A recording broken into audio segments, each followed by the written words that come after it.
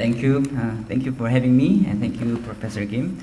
I'm Hojun from KDI, and the title of the paper that I'm going to present today is Managerial Compensation and Risk-Taking in Banks. In this presentation, I will show you the brief theoretical model of a bank relating to managerial compensation and risk-taking behavior, and discuss the current regulatory issues on compensation in financial institutions. The issue that the manager's risk-taking behavior is relating to their compensation scheme has been raised even before the global financial crisis. And after the crisis, the regulation to fix the bad relationship has been discussed currently. In April and November 2009, the Financial Stability Board, which is formerly Financial Stability Forum, proposed principles for sound compensation practice and its implementation standards. Korean government is also preparing policy measures for compensation practice to curb risk-taking in financial institutions. Also, a bunch of literature has discussed the risk-taking behavior and managerial compensation scheme. So the relationship between risk-taking behavior and managerial compensation is quite old story, but by focusing on the shareholders' incentive, we have some implication on regulation on managerial compensation. So while short-term interests induced by payoff structure are frequently discussed for the regulatory reform, the possibility that shareholders themselves may prefer risk-taking has not been paid much attention. In our model, we see the structure where a shareholder prefers riskier choice and thus induces the manager to choose their riskier investment. In our paper, we consider the managerial cost explicitly in the model. The managerial cost implies the screening or monitoring cost for the investment. So as the investment is riskier, the screening cost is increasing. With the setting, we compare the optimal risk choice of a shareholder with the first best risk level, and show shareholders prefer the riskier choice than the first best, and see how the shareholder's optimal risk level is induced by the manager through the compensation scheme. And the result has some implication on the regulatory interventions on the compensation in banks. So here is a simple balance sheet of a bank. At the left-hand side, the amount of asset is normalized at 1. The assets are financed by the amount of deposits and 1 minus the amount of equity.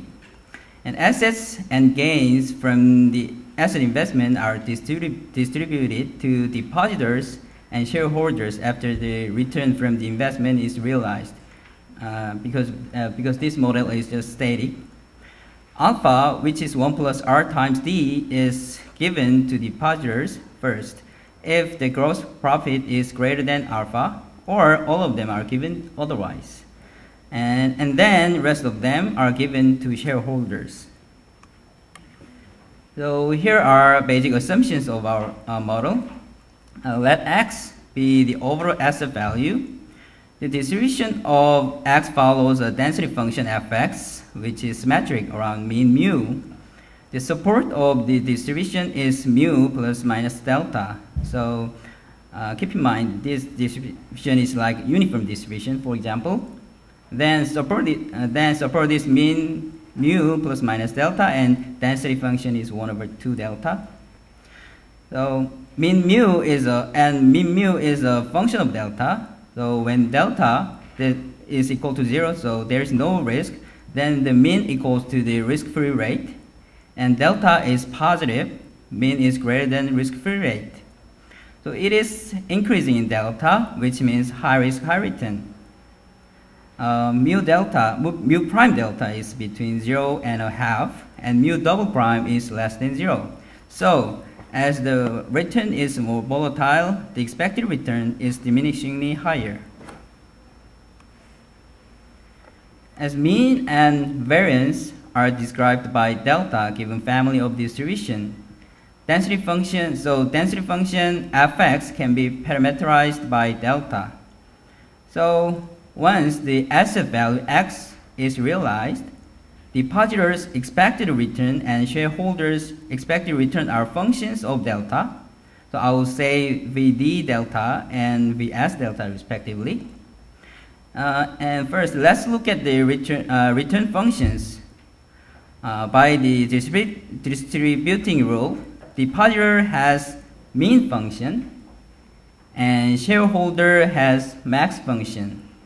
So there is a difference. So this difference makes the conflict of interest on the risk level.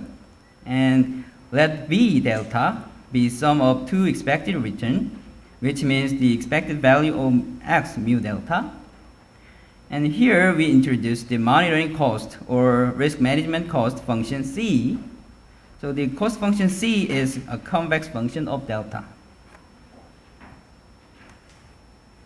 So under these assumptions, let's look at the first best risk level. V prime function, which is the same as the mu prime function, decreases, and C prime function increases, as in the graph. At the point where the marginal value of mu function is equal to the marginal cost function, the first best risk level is determined. So I'm going to call it delta star FB, so delta star first best. So now we suppose for the moment the shareholder herself decides the risk level and the monitoring cost is incurred to her, the shareholder. So there is no manager for the moment. Her expected return is VS. And this is V delta plus additional term. So V delta means for the first best, and here VS has V delta plus additional term. So V prime S also consists of V prime term, which is for the first best, and plus additional term. So let's look at the graph. Under the uniform distribution, when delta is greater than alpha, Vs prime is greater than V prime, as shown on the right-hand side of the graph. So, and the slope is flatter than V prime. So when the marginal value of Vs is equal to the marginal cost, the optimal risk level for the shareholder is determined. And as we can see in the graph, delta star S is greater than delta first best.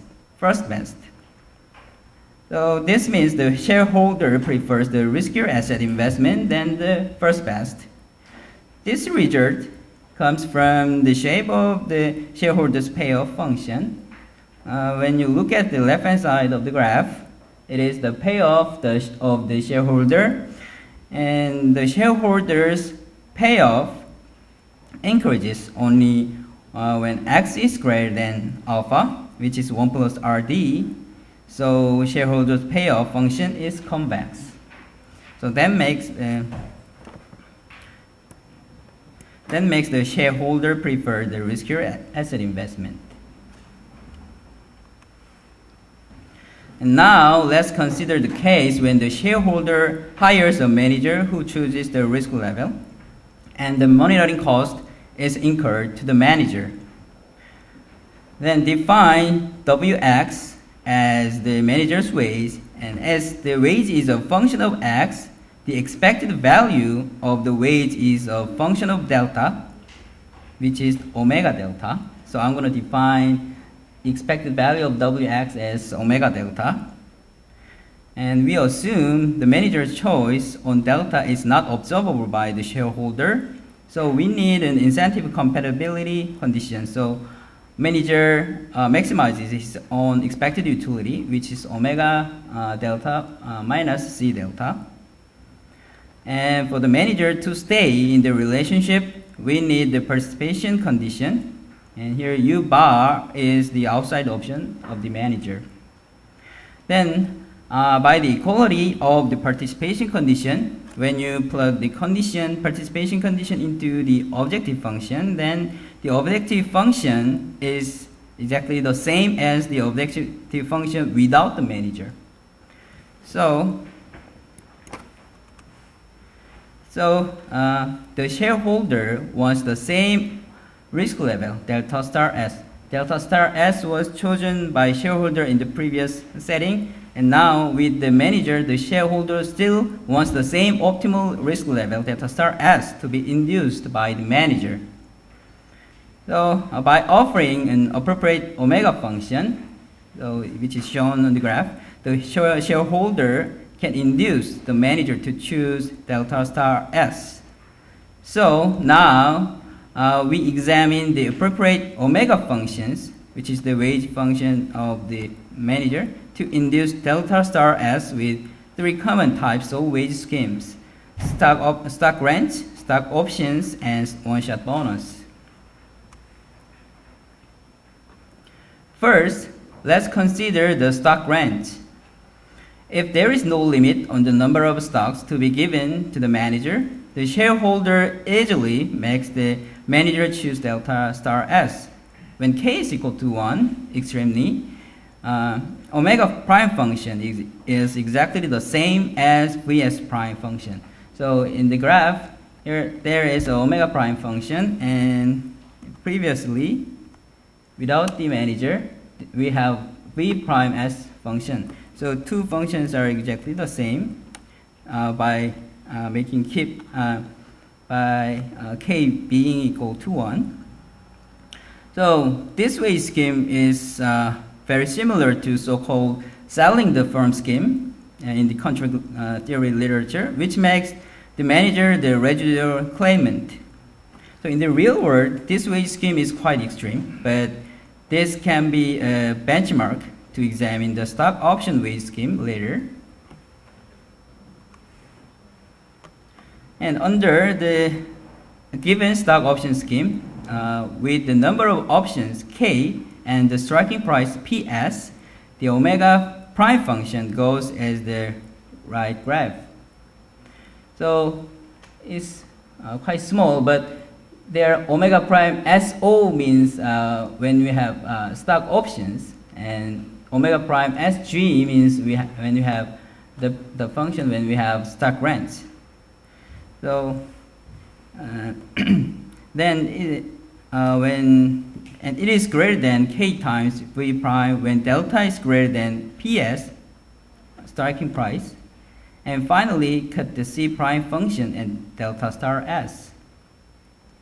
So when the striking price is greater than alpha, the slope of omega prime function after the striking price is less than omega prime function with stock grant. So under the stock option scheme, the shareholder can choose the number of options k and stock price ps. So even if there is a limit on either k, number of option, or ps, the striking price, the shareholder has a little flexibility to adjust the other variable to induce delta star s. And let's look at the one-shot bonus scheme. Under the one-shot bonus wage scheme, the shareholder chooses both the amount of bonus k and the striking price pb to induce delta star s. Technically, the one-shot bonus is more flexible than the stock option in our model.